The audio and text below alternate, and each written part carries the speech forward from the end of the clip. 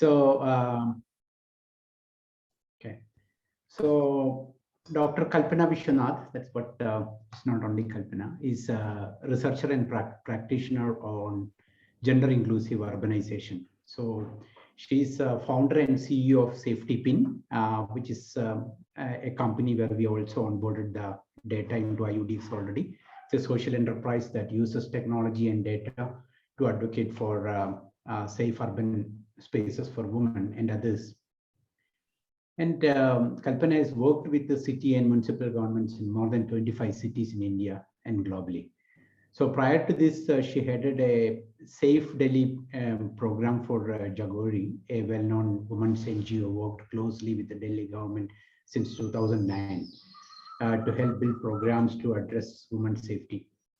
So she was a member of Women's Safety Committee headed by Lieutenant General Delhi, and then is a member of the mission for safe city indicators for the Indian Bureau of Police Research Development, worked as a consultant with the UN Women and then UN Habitat on issues of gender and then urban safety, and has led research studies on violence against women in public spaces around the world. Is a member of advisory group for gender issues at UN Habitat, board member for a global network for sustainable mobility, which is SLOCAT, the International Center for Prevention of Crime, and the chair of Jagori. She has published widely in newspapers, magazines, and journals, and co-edited a book, Building Gender Inclusive Cities. So she wrote a weekly column on inclusive urban spaces in Hindustan Times. So from a IUD's perspective, we are working with the Safetipin, Kalpana's organization, and Kalpana, I would say for I would say more than 2 years, and then brought the data sets of Pune, and then Surat is under preparation into IUDX, and then ready to share it to other private players who want to use it for Journey app, and then safe cities, and then safe routes kind of applications. So it is great to have you, Kalpana, here. Thank you so much. And then I think we can start. Thank you so much, Suresh. And I thank IUDX as well as the ministry and the Smart Cities Mission for inviting me to be part of this lecture series. I've been following your earlier lectures also. I think it's a very important initiative to get these ideas out and for discussion in the context of the extremely changing environment of cities that we are facing today. So as Suresh has said, we have been partnering with IUDX for the past more than 2-3 years, actually, ever since it was started on looking at data, since we are primarily a data company looking at gender data. It has been a great opportunity for us to partner with IUDX and actually understand platforms and how to collaborate on data. I think that's the big thing we're looking at today. Data is there, but how do we collaborate to make the data most meaningful for people to use and to really have cities which are inclusive? I have a small presentation which I'm going to share. And yeah, can you see the slideshow? So after the presentation, we will have anyway time for Q&A. So have your questions, and then I think Kalpana will have time for all the questions. Hope so. Yeah, go ahead. Certainly, I look forward to questions. Yeah.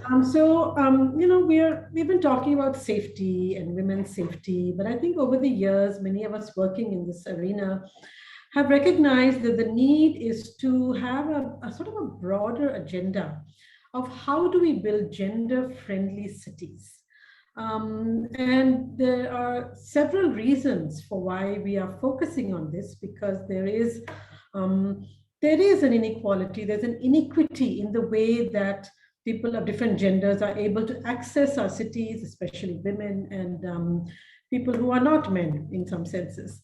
I would say for women especially, the perception of unsafety is enough to restrict the full rights of each woman to the city.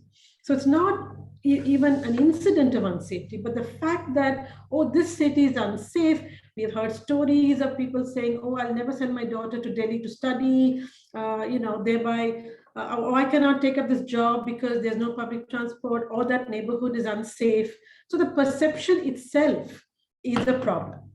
But beyond the perception, the reality is also a problem, especially on sexual harassment in public spaces, in public transport.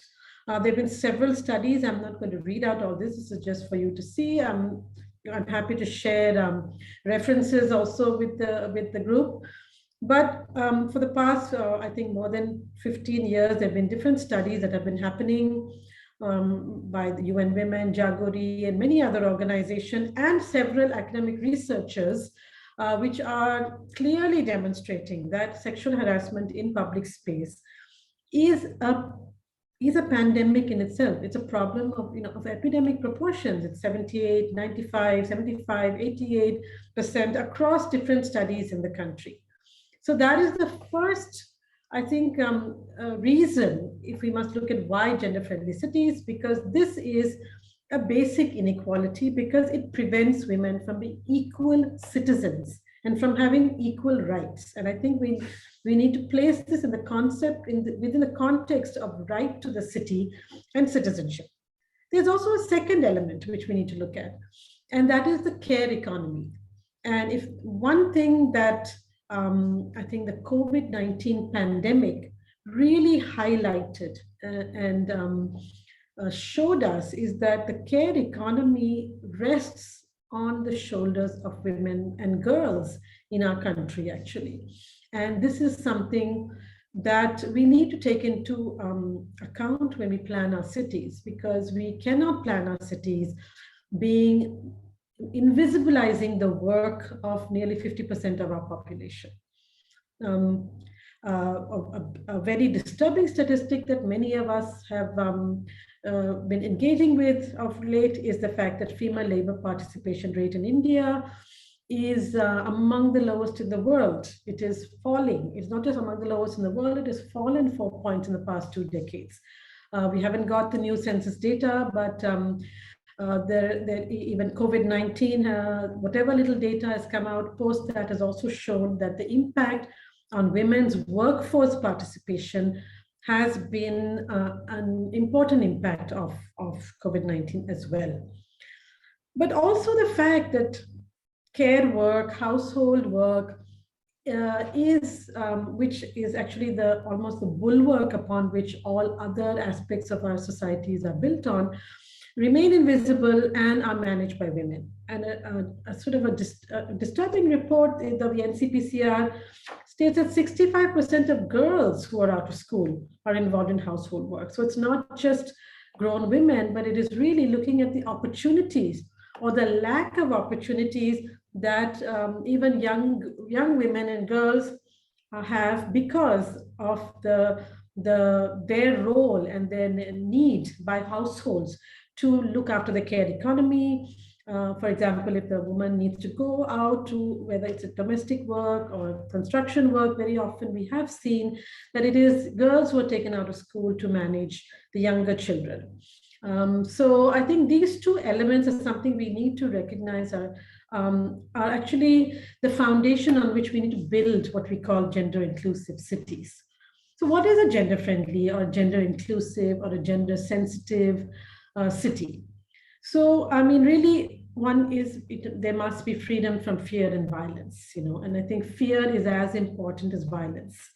Recognizing the care economy while planning, while managing, while governing, while designing, not just infrastructure, but services as well. And therefore enabling opportunities both for work and education. Addressing the needs of the most excluded, because, women or non-binary genders, it's a more complex issue. Even among women, we know that all women do not experience the city in the same way. If you're a young woman, if you live in a low-income neighborhood, if you are a migrant, there are many axes upon which the even gender is further nuanced to have an intersectional sense of who gets most excluded. We need gender responsive, both physical and social infrastructure, but also services and institutional responses. So, it's a very wide basket of things we're talking about when we say we want a gender-friendly city. So it's not just, oh, crimes against women must come down, or we must have better policing, which is often, or CCTV cameras, which is often the response to what we see as gender inequality. But I think today we recognize it is actually a much more complex issue, and that if we truly want to have gender transformation in our cities, we need to attack it at the roots. We need to recognize the roots of the problem lie in inequality, in the care economy, and in violence. And once we recognize these and begin to collect data around this, which really then forms the evidence to bring about change. So when we say a safe city for women and others, I mean, I'm just going to give you a sense of what it is. Access to services, spaces for leisure, road infrastructure, walkability, lighting, public toilets, markets, shopping areas, access to school, workplaces, last mile connectivity. This is not an exhaustive list. This is just a sense of what are the different elements of the physical space, of opportunities, of institutions and services that we need to address when we talk about building a safer city and addressing exclusion in a truly, I think, in a way that can bring about change, and not just a kind of a band-aid approach that, oh, this happens, let's have a few pink taxis, or let's just have some, a few more CCTV cameras or a women's police station. I think over the past 2 decades, we recognize that while these may have some impact in the lives of women at some level, it's not enough to transform the city. And therefore, we are seeing both increased violence as well as decreased participation of women in the public sphere. So I want to really now move to, so really if we look at it in the context of the Sustainable Development Goals, we are looking at gender equality as well as sustainable cities and communities and partnership. And India, as a signatory to the Sustainable Development Goals, needs to respond on these, needs to look at the targets that have been set on these different areas and arenas of engagement. So I will just talk to you a little bit about Safetipin, what we do, how we have generated data to work with cities, as well as how we have integrated with IUDX, and IUDX has provided us a platform to have a larger collaboration. So Safetipin is it's a social organization, and we have a set of tools, technology tools. One is a crowdsourced app. We also have 2 other data collection apps. One is Safetipin Night, which is a tool through which we collect large-scale data by mapping images of the city and analyzing them through machine learning as well as manually. And Safetipin Site is a customizable web application to collect spatial qualitative information in public spaces, and it's often used to really look at mobility, bus stops, metro stations, and public toilets, parks, etc.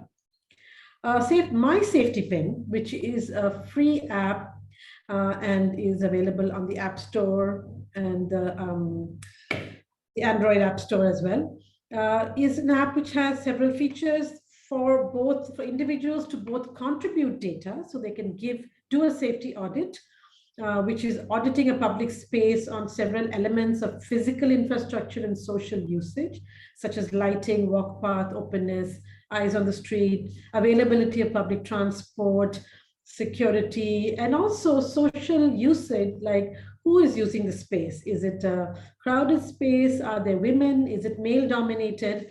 This, as well as all the other data that we collect, is available on the app and is visible as a safety score when you open the app and look at it. We also have other features such as nearby safe places, a tracking feature, as well as the safest route. So if you want to go from place A to place B, how do you sort of, either if you're walking or you're in a vehicle, which is the safest route?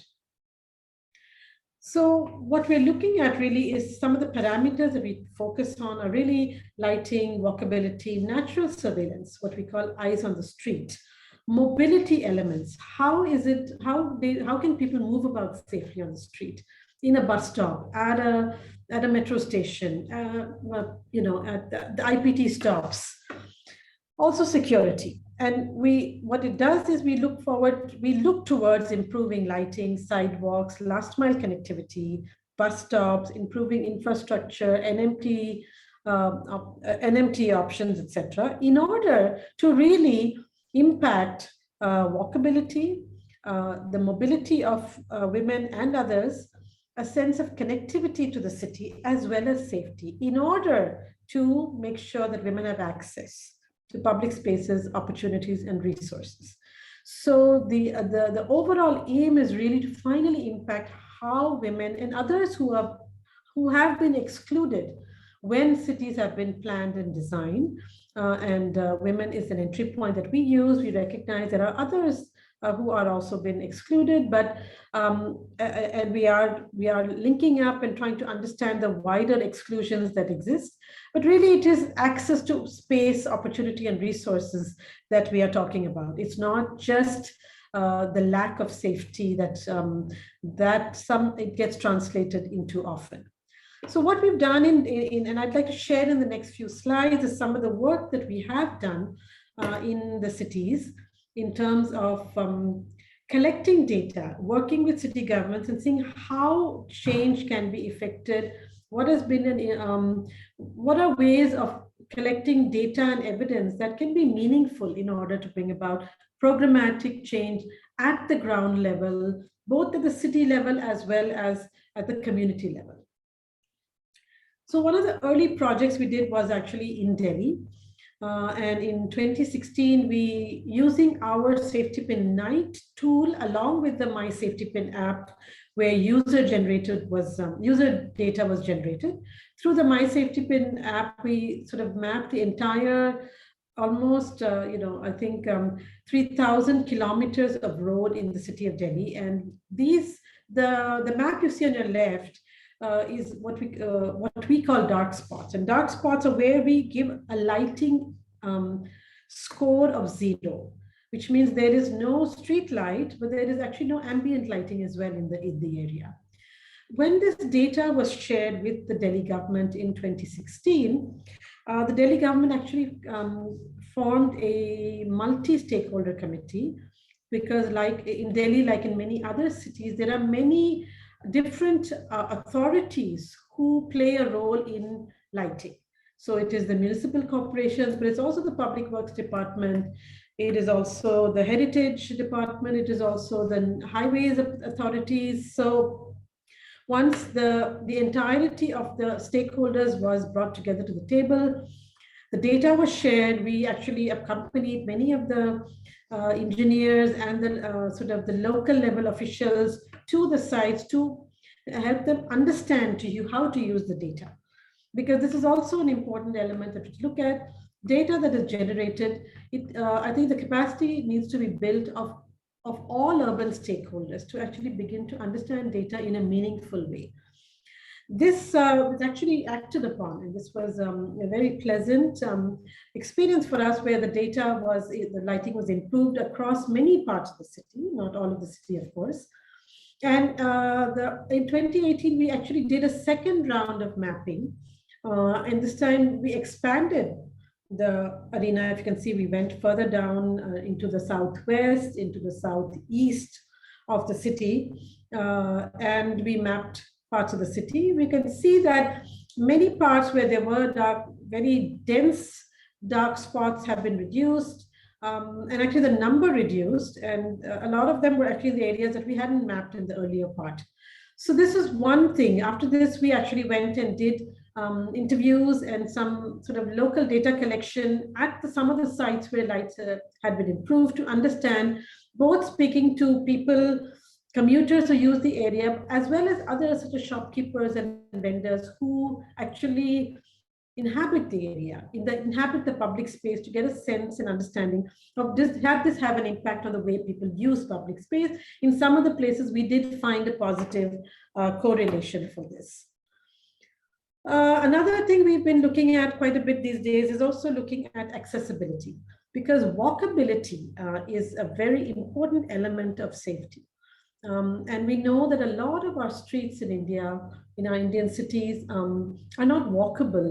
Though there is a pavement, the pavements are often broken, they're not continuous, and they have lots of blockages, encroachments of different forms, from parked cars to other things.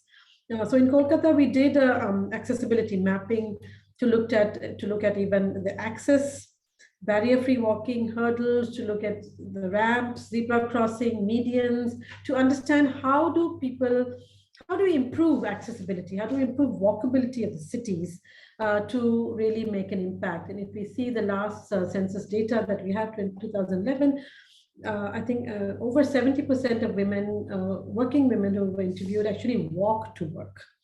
So walking is a very important element of our city experience. We also did a small project in Bengaluru several years ago, where through our mapping, we identified areas in the city, in certain neighborhoods, where there was a high density of people, especially women, using the place, but no public transport stop within 400 meters radius.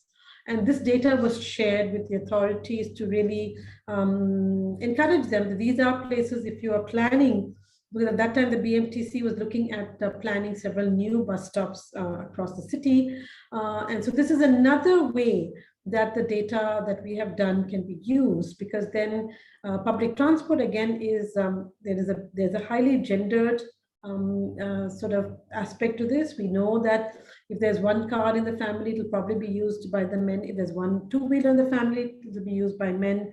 If there's one bicycle in the family, it'll be used by men. So women come much lower. So they tend to still be largely public transport users and walkers of the city.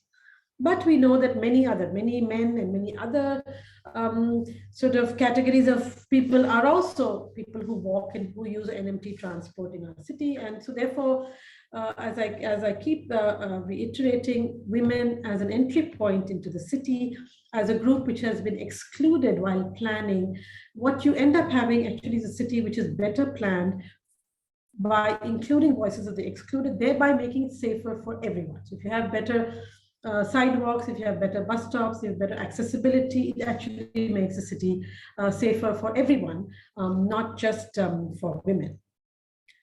So, as Suresh mentioned right up front, there are two cities that we've been doing some work where we've been trying to integrate our data with the IUDX platform. So in 2020, we did a survey, we did a mapping in Surat.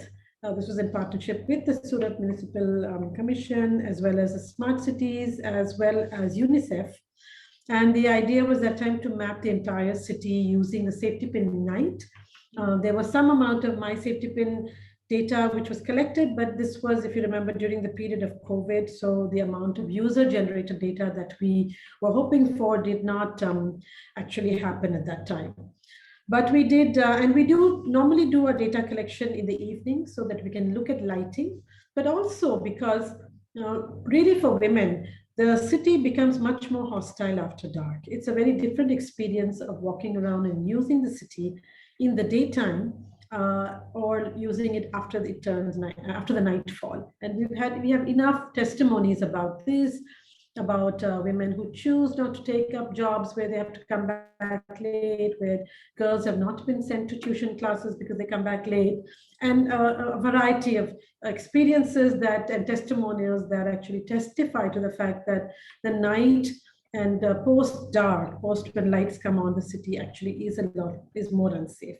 This data has been shared with all the relevant stakeholders in Surat with key elements and key recommendations of how things can be improved.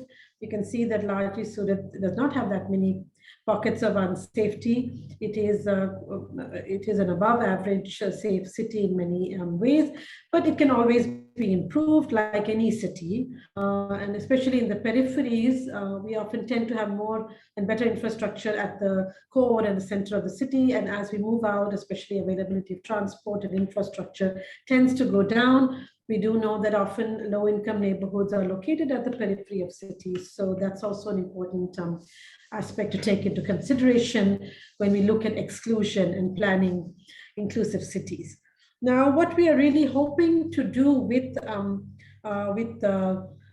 the IUDX in Surat is to, one of the things we did along with the total data collection was to assess specifically 490 bus stops, over 490 bus stops on lighting, last mile connectivity, walkability, visibility, which is a parameter of eyes on the street. So is there natural surveillance in the area, the presence of people, and the presence of a gender diverse set of people. And this is still work in progress that certainly Suresh can share more. But the idea is really to bring data sets together so that safety data is then used with other forms of data to help decision making, to help resource allocation, to help people make some safer decisions, people move about more safely, and then technology then becomes an enabler for safer cities, for safer public spaces, and for more people to use it. A second project that we've been doing work with the IUDX was in Pune, which was prior to this, which I think 2019, if I'm not mistaken. Again, data was collected through both the Safetipin Ignite, that is through the image generation, as well as through user-generated data. And this was the data that we had done. But in Pune, the data has already been integrated into the IUDX platform. And if you go onto it, you can see that. In addition, last year during the Azadi Mahotsav time in September, there was a partnership with the Smart City Pune, IUDX, and the Ministry of Housing and Urban Affairs to promote the use of Safetipin, My Safetipin, to get more public in sort of public and user generated data about which parts of the city they feel safe, which parts they don't, so that it becomes something that can be integrated into the larger data set. And for this, we actually integrated a new feature, which was it is a quick audit. So if you don't want to do a full audit, we have a feature in the app, which is quick audit, where you just take a photograph in any public space, and using our artificial intelligence and machine learning algorithms, we generate a safety score, a safety rating, and you can give your approval or disapproval of that safety rating, thereby sort of making it a real-time data set, a dynamic data set, and a much more robust data set to where we get continuous data. And as I mentioned, the IUDX platform has many different elements which they have used. And so the Safetipin app in Pune is now one of the data sets that is available for other data providers, for the city and others to use in order to either do a correlation, to do an overlaying, to do analysis, to provide better service to citizens, to all its citizens, but especially to women and others who are more excluded and often vulnerable when they travel in public spaces, when they move around, especially in the evenings and others. I just want to share one experience of ours in Bogota city at improving urban mobility. And this has been another very, I think, long-term and interesting program. We started working with the city of Bogota in 2014, where they initially translated the app into Spanish, and it was used by users in the city. And what the Secretary of Women and the local administration, they wanted to use the Safetipin Night tool to actually map their bicycle tracks. You may know that Bogota is one of the cities which has an extensive network, over 400 kilometers of bicycle tracks in the city, and they have really promoted bicycling over the past 10 years. And So they used the Safetipin night tool, which they actually innovated it in a very interesting way. Whereas we use cars to drive around to collect it, they actually used bicycles, engaged with the biking community through a campaign, which you can see this photograph is of. And they attached the phone onto their bicycles. And as they drove, they generated data through Safetipin Night, in addition to the Safetipin, my Safetipin data. And this data led to improvements and help them make decisions on where to improve lighting, where to locate cameras, and where to locate bike stands, because they found that women were using the bicycle tracks less in the evening. And when we did the mapping in 2019, and there was a survey done in the city, there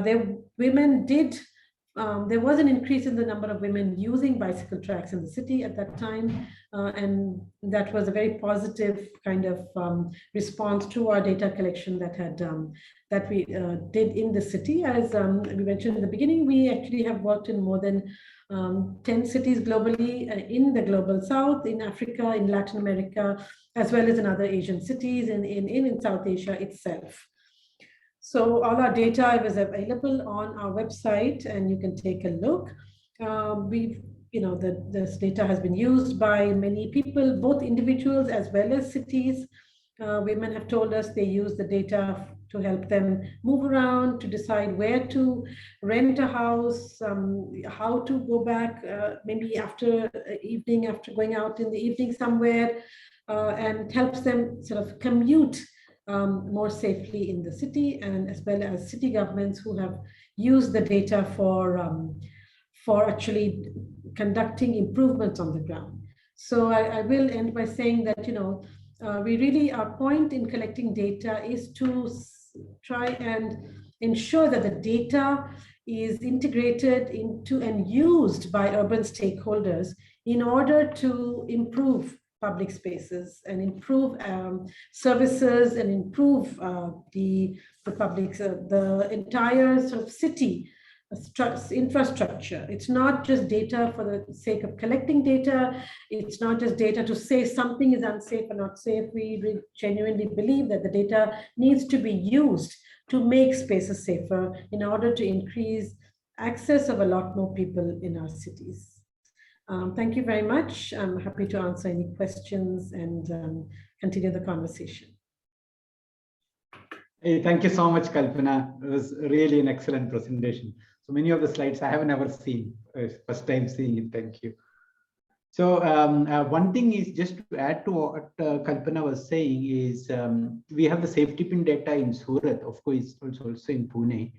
And in Surat, there is a multimodal app also, means journey planner app, which is using the bike data as well as the bus data. And many cities, the multimodal app is being planned wherever e-bikes and then metro as well as buses are there. Minimum two things. One is a bike and then buses. So you are aware that how a journey planner app work. I want to go from place A to place B. It will give you multiple options. You can walk, you can take a bike, you can go by metro, get down at so and so place, and then take a bus and then walk. So with the Safetipin data, or we are planning to share that Safetipin data to the multimodal journey planner app builder. So what we expect is, as Kalpana was saying, maybe after dark falls, the equation changes. So based on the safety score, it may not recommend you to basically get down at so and so bus station and then walk or take a cycle, maybe after some 6 o'clock or 7 o'clock. So this is going to be of great value, I would say, if we can have Safetipin data for maybe all the cities, at least where we are targeting multimodal app on IUDX. So any questions from the audience? I think Kalpana would be, more than willing and happy to answer them. Feel free to ask any questions.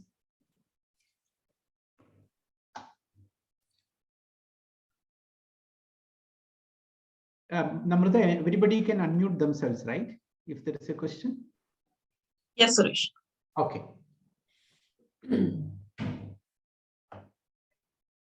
Hello. Yes, go ahead. Hi, can you hear me? Yes. Yes. Yeah, hi. Divya. My name is Chaitali Dikhe, and I'm a PhD student, and I am doing my research on Smart Cities mission. The question that I have is, I have a Safetipin account too, and when I made my account, I was asked for my gender. So I want to know that, do you have any data on who the users of this Safetipin app are? Are these majority women users, or do you see equal men, women, and other users too? Like, is this something? I think this data can be used to determine how the people of our city are willing to change, or how much men are willing to participate in protecting the women, etc. So, is this something that you can shed light on? Thank you. Yeah, thank you, Chaitali. I'm happy to know that you have the Safetipin app.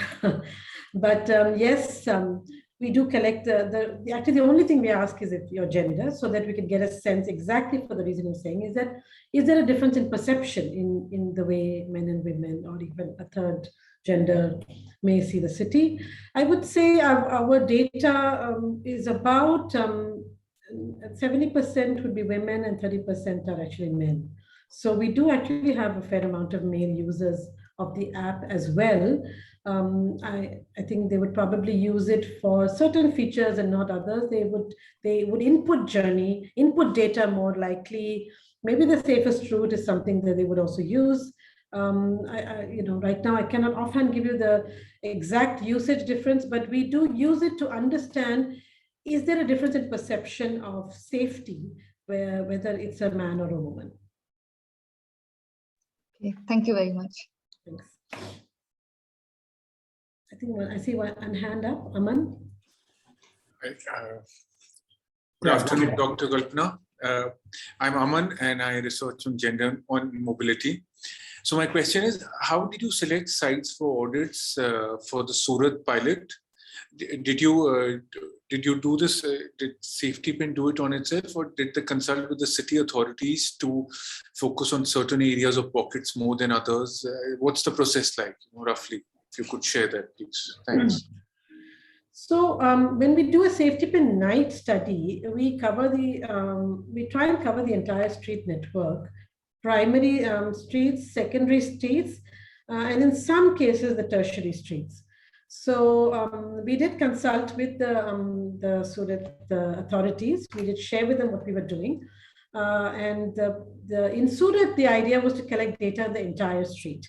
Entire street network, which is why you see the map has actually nearly 15,000 audit points. But in some cities, if the requirement is a particular, so recently we did a project in Chennai where one street, one neighborhood was the focus of the data collection. And so there was much more in-depth data collected there. So the scale depends on what it is that the partner would like us to do. We can do both extensive city level data collection as well as very deep dive, intensive data collection in some neighborhoods. We've also done in some cases, for example, in Delhi, we did one study which was looking at 30 metro stations. So we focused a very sort of a deep dive into 500 meters around the metro stations to understand last mile connectivity and services around there. So I don't know if that answers your question completely. Yes, thank you. Completely, yeah. Thank you so much.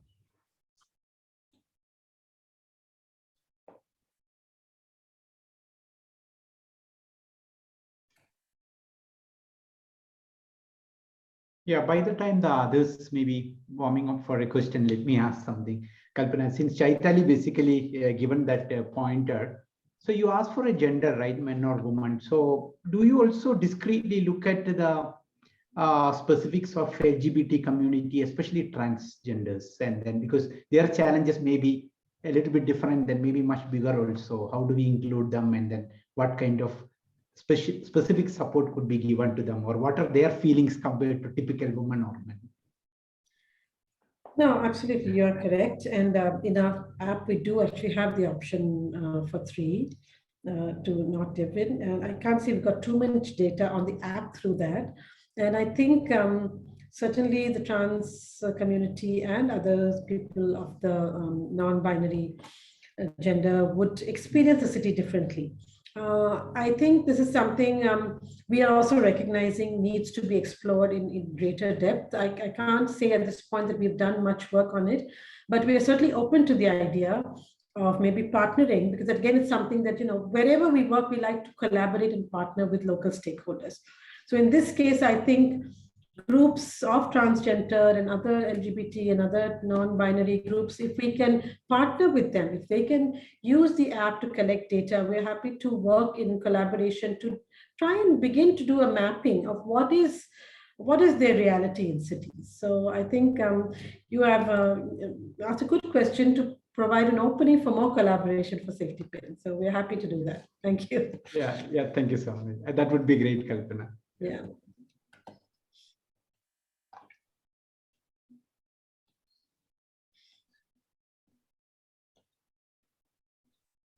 So like, like you, I think transgender, I think there are many elements. So so the Kolkata study, we also looked at accessibility, which is really, people with disabilities can also access. So I think when we look at, I think the city from the perspective of many different voices is what we, I think, are trying to incorporate, and to say that, how do we really get a diverse set of voices to the table when cities are being designed and planned? And I think that is something. It's really nice. I think it's great that IUDX and the smart cities and the ministry are looking at the diversity of voices, and I think there is a great need for that. For example, how do we use public transport? Like I talked about the trip chaining in my presentation. Women, the whole mobility issue has been basically that, you plan what you call the rush hour traffic, so morning and evening. But actually, the way that people move around is more nuanced. But we have trip chaining. So especially for women, there is evidence to show that women go in the morning, maybe go to school, drop their children in school, then go to work, on the way back, go to the market, pick up something. So how do you design transport to respond to the needs of a larger set of people, which are not what you call the norm, which is often an able-bodied male, which we need to sort of, I think, problematize a little bit more. I think Aman has another question. Yeah. Thank you. So I'm curious to know if the organization has had any experience in creating pedestrian-only streets or easements that make it easier to reach certain destinations. Let's say you have to, connect to nodes on the street network so that the walking, the trip is shortened and it's made safer. Have you had that experience in any of the cities in India? I mean, in the sense that we haven't, we do look a lot at walkability, So, and I think one of the things in Delhi I can share, in 2019, there was there's one road, this Asaf Ali Road in Karol Bagh, which was pedestrianized. And we had done a safety audit in that area before the pedestrianization. We had partnered with Jagori and the Rahagiri Foundation, which is really focused on pedestrianizing and improving NMT, to do a women's night walk in the area to understand how to improve women's access through walkability. So I would say, this is something we certainly, in partnership with organizations who work on this, we play a role, we would collaborate. I don't think we on our own would say that we can do, walkability as the main thing. But as I said, the walkability for us has actually become almost a proxy to safety. So truly, if you design a street that's walkable, it is safe. And if you design a street that's safe, it is walkable. So there is, I think, I think you're actually correct that I think walkability has become something that we need to really look at in our cities. And it's nice to see that there are more initiatives now being taken to improve not just walkability, but also the bicycle infrastructure. Good point, Kalpana. Kalpana, do you think that the walkability is a direct correlation of only safety or even enthusiasm for walking? What can I see, what can I explore during walking, or only safety? I think walking has many elements to it. It is certainly a good exercise It gives you a sense of the city much more. You interact with the city in many ways. What I'm trying to say is that actually our research is increasingly showing that the elements that lead to walkability are very, very closely linked to the elements that lead to safety. Okay. So thereby, if somebody is working towards improving walkability, it is very likely that street will become safer also. Similarly, if we work towards improving safety, we are likely to improve walkability of the street. So I mean, walkability, Suresh, you are right. There's so many elements today in today's context, I think even of decarbonization in terms of climate change. We are recognizing that many of our larger cities are untenable, right? Or almost unsustainable. So I think certainly our tier 2 cities and those which are part of this smart cities mission and all, are looking at different ways of urbanizing that is more sustainable in the long term. And walkability, I think, is central to that. Apart from the fact that you're right, walking can be an extremely pleasurable experience, except when it's extremely hot also. So I think we need to look at climate when we look at walkability. How do we actually address a lot of people are unable to walk because of the climate. So I think that's another element that we can look into. Because in many countries, when it's very cold, people continue to use public transport and even bicycle and walking. So it's not that extreme weather should stop it, but it's just that I think we need to mitigate the experience for people. And I think these are elements that a lot of us need to talk about. Absolutely, Aman, you're right. We should talk about trees. We should talk about infrastructure. We should talk about good, even sitting, I think just having places to rest when you're walking, so the street doesn't just become a place to move cars from point A to point B, but streets become a way that an individual interacts with his or her city in a larger way. Especially the shades, Aman has already mentioned about the trees. Yes. Even though the street is so safe, if it is bright, hot sun and no trees are there, very difficult, right? So that was my question. Yeah. Absolutely. Yeah. Sure. So one question, Kalpana, for example, you have worked in multiple cities in India and abroad. And how do we basically see that? What was the safety or inclusion situation before the audit was done and app was deployed, people started using, and what is today? How do we measure this and then course correct? Means something is doing better in Pune, but it's not working similarly in Surat. Of course, Pune and Surat have its own, variations of the citizen perception and then how they are treated and all. So how do we do that actually? Is it possible to get such statistics? No, I think it's a very good question, because you're right. At the end of the day, we have to measure, we have to be able to see there's an impact of the changes that we're doing, right? Otherwise, again, the evidence is incomplete. And we are trying to do that in some places. I think there are two ways to measure the impact. One is that, so for example, like in Delhi, what we just did another large scale survey to look at where lighting was improved, and then did a kind of a more qualitative ground level survey with people to see, did the improved lighting actually make an impact in the way they can access the city.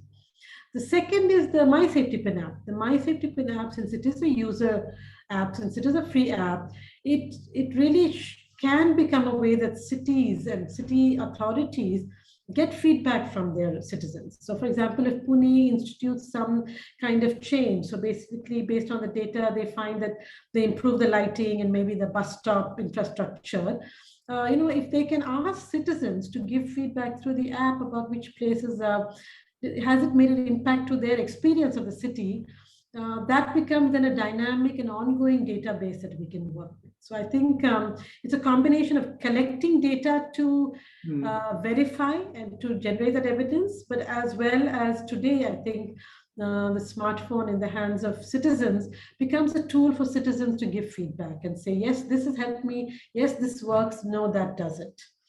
And then I think working with fully recognizing that there is a digital divide in our country, and so everyone may not have a smartphone. I think there are other ways also to collect data. There are, working with local organizations, working with colleges, schools, using even something like WhatsApp to get feedback, on things. So I think, technology is an enabler. It's a leverage. We must use it in the way that it benefits the maximum number of people. And I think, certainly, I think many of our cities are doing that today. I think citizen feedback, even through social media, social media has become a very powerful way for citizens to give their feedback. Sometimes problematic as well, but I think it's another tool to get feedback from people who actually use the space to see, did this make a difference? So we are also very anxious and eager to get more and more feedback to our data collection. Yeah, thanks, Kalpana.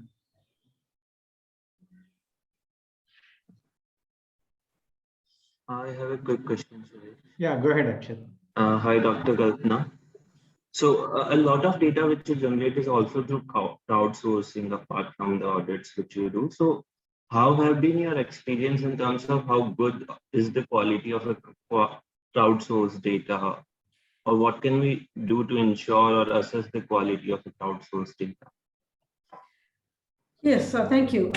That is a good question. So see, in many of the cities that, so in cities where we have the Safetipin night data, it's very easy to actually assess whether there's a great mismatch between the data that comes from the crowdsource and the Safetipin night data. What we do is we actually initially when a user submits data, we do, especially the first audit done, we do try and look at it and verify the audit. We also look for outliers so that, if there is some malicious use of the app. I think that's also what you're asking, right? I mean, people can give wrong information sometimes. So we do try and we do look at it and we do this thing, but over time, just the quantity of data will nullify probably both outliers and data that is not correct. I think that's the point. We do verify the data that comes in. But having said that, we would be happy for more and more data to come in, even if it's not completely correct, because over time, just having more data, as you know, like any other platform, if you go to any other, say something like TripAdvisor, some of the data is not valid, it's not correct, but just the volume of data makes it useful for another user. So I think our aim is still to just get more people to use it. And we haven't so far come across any real malicious use. But I suppose it's when it becomes really important, then that's when it becomes something that can be used. We have talked about things like looking at, say giving a safety score, say things around, say restaurants, cafes, hotels, because this is also something that is very useful for users. And users can give in that data to make it useful for other people who want to use that data. So, so I think at this point, we try and check everything. We have not had any really bad experience, but we are aware of the fact that, sometimes it can happen. Thank you. Thanks.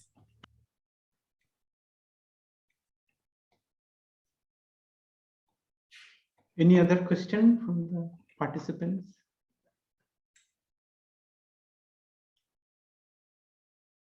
If not, I have one, Kalpana. So if you look at, we have started the smart city. Most of the time today, you talked about smart cities. We started in 2015 and 100 smart cities program. If you look at today, around 30, 40 smart cities have done a good amount of work. A lot of cameras, a lot of data collection, generation, traffic, e-challans, buses are wired with electronic stuff. We know when the bus is coming. And also from there, it is now moved into the data-driven use case phase where the IUDX is really taking the data and then sharing it to others so that others can build AI ML applications. And you are also creating data, and then we are also planning to share it to Journey app kind of things. What would be one thing maybe you would ask the Smart City Mission and Ministry of Housing and Urban Affairs to prioritize so that, this inclusion and then safety and all would really progress to the next level from here. No, I think, thanks, Suresh. And of course, we all have our wish lists, but I think to me, it's linked, and actually it's linked to walkability in many ways. It's linked to how do we make our streets have more natural, how do we make our streets more attractive for people to use? You know, at the end of the day, an active street, an active city provides much more safety than a surveillance camera. Right? I mean, a surveillance camera has its role. It is good for certainly catching perpetrators after a crime is committed, but not necessarily maybe always for preventing crime. So I think that's one element. So I would say the walkability, the natural surveillance. So a street becomes a place where people want to be, you know. So if you remember in that Surat conference, they showed that neighborhood. They had recreated that neighborhood. You know, there are places to sit. There are food stalls. I mean, in India, we have a culture of a street life already.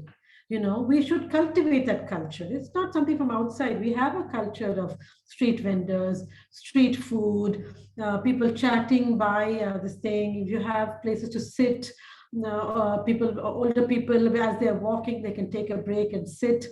You know, so it humanizes our cities, it humanizes neighborhoods and our public spaces. So I would really say active streets with natural surveillance, with activity is what, to me, is really a wonderful city. And I must say, with all its problems, with all the work I do, I truly love cities. I think they are just so vibrant, and they provide so much for so many people. I think we just have to work that much harder to make sure that they continue to do that for people.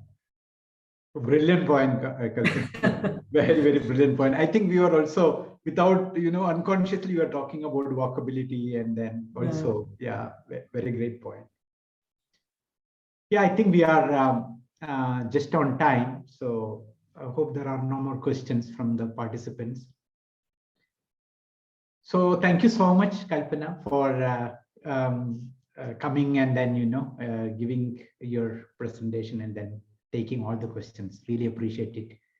And let us work together and then create something wonderful. Absolutely. Thank you so much. Great. Thank you, all of you.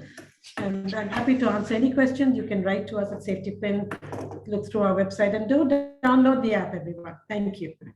Bye. Yeah, bye. All of you have a great weekend. Bye-bye. Yes, it's Friday evening. Bye-bye.